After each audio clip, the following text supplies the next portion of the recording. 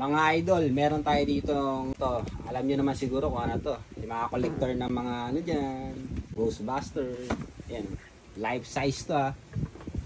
So ito siya, Ghostbuster Afterlife Neutrona 1 life size by Hasbro. Check natin. Hey! You know. Hey!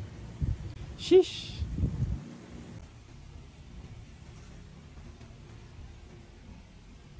Siyempre, check natin mga idol. Kunin natin muna. So, ito, may manual. Then, ito na yung base na pinaglalagyan niya. Nilabas ko na rin. Then, ito yung Ghostbuster Neutrona natin na life size. Gando.